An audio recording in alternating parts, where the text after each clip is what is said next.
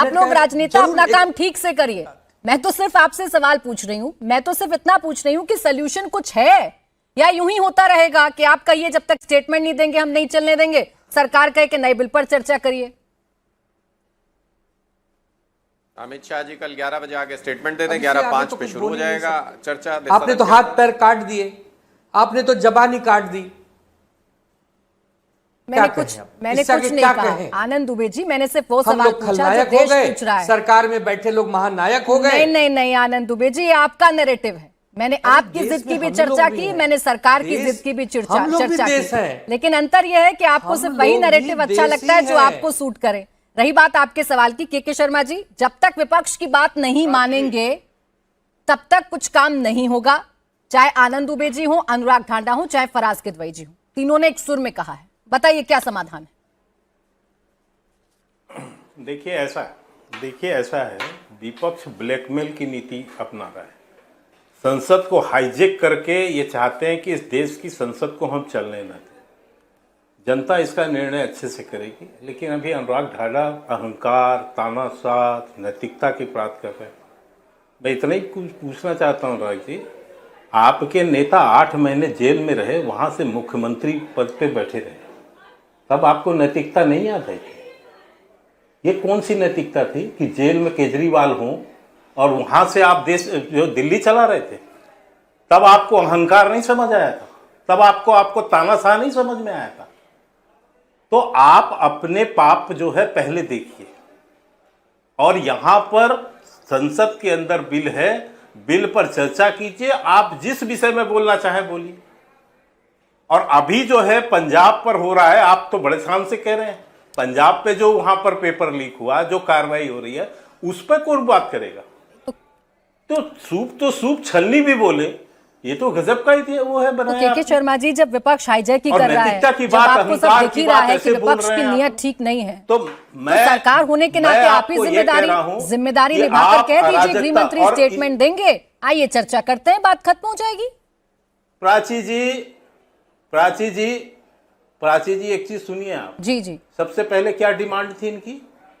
क्या डिमांड थी? कि चर्चा हो। जब ये राहुल गांधी जाके प्रधानमंत्री निवास पर बैठे और जितेंद्र सिंह जी उनसे मिलने गए, केंद्र के मंत्री, तब राहुल गांधी ने क्या स्टेटमेंट किया? कि मेरी मर्जी। उन्होंने तो कहा कि बहस के लिए हम तैयार हैं, आइए। नहीं, अब मेरी दूसरी डिमांड है। तो उस दिन उनका बयान आया कि मेरी मर्जी है, कि अब यह होना चाहिए। अब ये तीसरी डिमांड है, अब यह होना चाहिए। अब चौथी डिमांड आएगी, यह होना चाहिए। तो आप, इनका विषय सॉल्यूशन नहीं है, समाधान नहीं है। ठीक, इनका विषय है कि कैसे हम व्यवधान पैदा करें और ये समझ रहे कि हम जो है अपनी राजनीति उल्लू सीधा करें। ठीक है फराज जी, कहीं तो रुकेंगे। छात्रों से कोई लेना देना नहीं, यदि होता छात्रों से लेना देना तो वहां पर बहस करते, सुझाव देते, कहीं तो रुकेंगे, बनाने में मदद कर सकें। मैं आ रही हूँ आनंद जी, आ रही हूँ, 5 में पूरा 10 ले लीजिएगा। फराज जी, कहीं तो रुकेंगे? एक के बाद एक अगर मांगे बदलती जाएंगी तो ऐसे ही रहेगा संसद।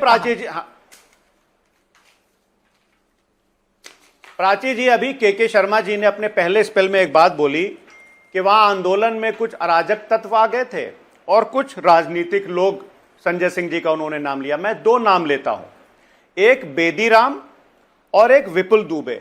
आपको पता है बेदीराम ने अपने इलेक्शन एफिडेविट में 9 अपने ऊपर क्रिमिनल केसेस बताए थे, जिसमें से 8 पेपर लीक के मामले थे और गैंगस्टर एक्ट भी उनका लगा था। ये पता है किस पार्टी के एमएलए हैं? एसबीएसपी से, जो इनको सपोर्ट कर रही है। दूसरे निषाद पार्टी से हैं विपुल दुबे, जो कि वो भी जो है वो पेपर लीक मामले में उनके ऊपर तमाम तरह के क्रिमिनल केसेस चल रहे हैं।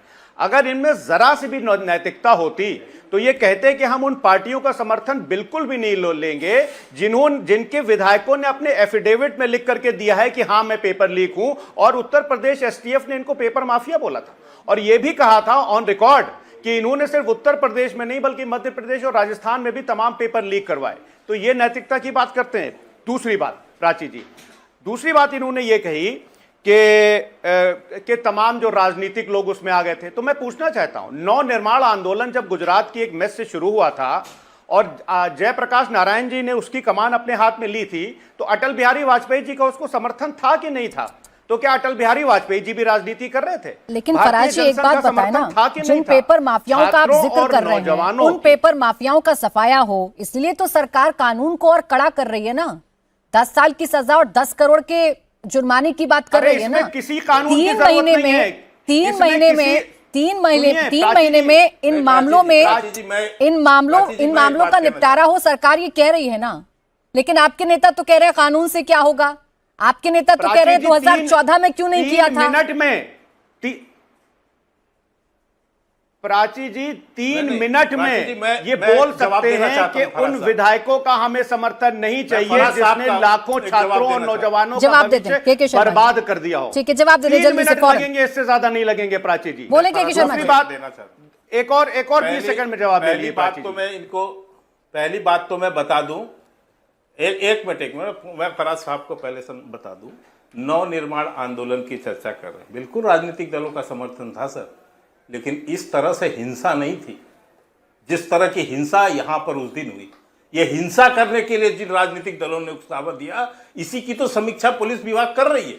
आने दीजिए, उनकी भी पूरी रिपोर्ट आ जाने दीजिए, आपको पता लग जाएंगे कि आपके कौन कौन लोग कहां लोग क्या क्या उसमें बीजेपी के वो सारी चीजें पता चल जाएंगे, कहां पर आम आदमी पार्टी का पार्षद था, कहां क्या था, ये सारी रिपोर्ट्स आ जाएंगी। उसके वो रिपोर्ट से अध्ययन कर लीजिएगा। और दूसरी बात मैं ये पूछता हूं, आप इतने बड़े वो हैं, 2014 में आपके शासनकाल के अंदर उत्तर प्रदेश में पेपर लीक हुआ राज्य सरकार की। सर मेरी तेरी गलती देखिएगा तो चर्चा बहुत लंबी हो जाएगी। बात सोल्यूशन की है, और सोल्यूशन क्या है अभी तो कुछ नजर नहीं आया। गतिरोध है वो बरकरार है, और वो बरकरार रहेगा। विपक्ष का रुख तो ये बता रहा है। इतना ही समय था मेरे पास। बहुत शुक्रिया आप सभी का हमारे साथ आज की चर्चा में जुड़ने के लिए।